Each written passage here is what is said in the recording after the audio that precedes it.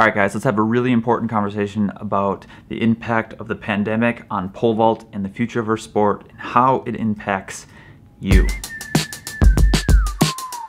Welcome to the Pole Vault vlog. My name is Shawn Francis, and here we talk everything flicky stickies or pole vault. Commercial time. I wrote this book because when you look at it, it massages your eyes. And when you read it, it massages your brain. And when you smell it, it just smells like a book because it's made out of paper. So head over to team-hoot.com and pick up 3 of them. And just a reminder, this is the last week for pre-orders for these guys so we can get them to you by Christmas.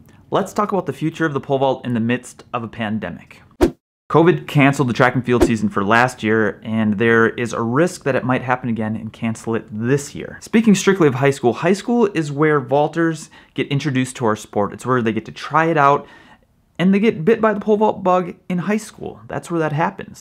Another thing that's happened to our sport because of COVID is that colleges are just getting rid of their track and field programs. I know it's not like every college, but more than feels comfortable. Like the University of Minnesota, the place where I trained in the home state I live in, was trying to get rid of men's track and field, and they got rid of one of the seasons. Now, in almost all instances, what they are saying is it's due to Title IX and lack of money, even though there's a lot of alums who said they would fund the entire thing, but for some reason, that's not enough. Now, this is a really big deal because if you are vaulting in high school, most people think the only way to continue pole vaulting is in college. So if there's no college to vault, then nobody vaults, and that's our sport, and it just gets smaller and smaller. So high school, college, and number 3, it's really hard to run a pole vault business if there isn't any pole vaulting. Well, the whole world was forced to shut down, but pole vault clubs were a part of that world, and they were forced to shut down, which means no pole vaulting. And if we're talking personally, I struggled too because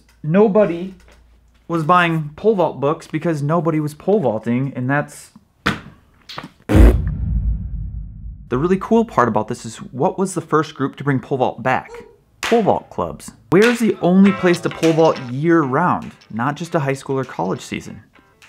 Pole vault clubs. Where can you vault before high school, during high school, after high school, in college, after college, and as a master's athlete, whether you're 30 or 100 years old? Pole vault clubs. What COVID also did was it ended the pole vault initiative essentially.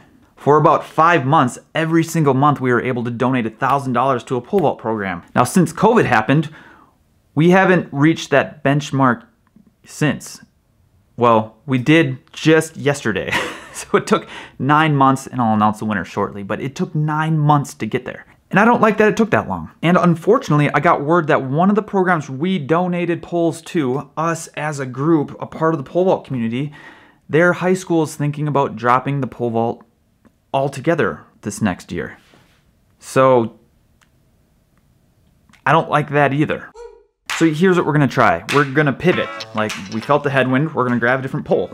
That's what we're gonna try and do. And how we're gonna do that is, I started a Team Hoot Ambassadors program for pole vault clubs, pole vault programs, and some elite athletes. It's pretty easy. How it works is a club, program, or athlete signs up for the ambassador program.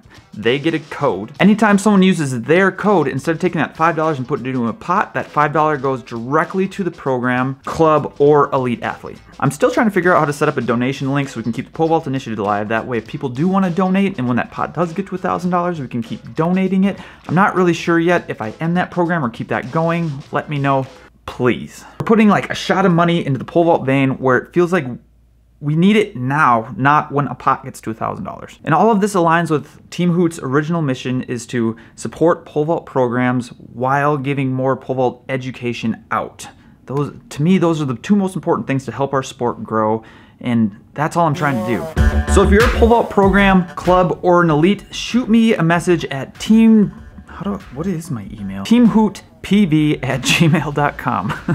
And I will set you up and give you everything you need. I personally think the future of the sport is clubs. Clubs are what survived first through this pandemic, and there are still high schools and colleges that don't even know if they're gonna hold pole vault yet. And there's clubs running very efficiently and safely right now. So I'd like to support the clubs. My friends over at uspva.org have the best club map out there right now. So head over there, see if there's a club near you if you want to place the pole vault. If you don't have one, that's where I would start. I'll also put the link down in the description below so you can get there a little faster. Let me know what you think. Are clubs the future of the pole vault? Let me know in the comments. Remember, there's more than one way to pole vault. I will see you guys in the next one.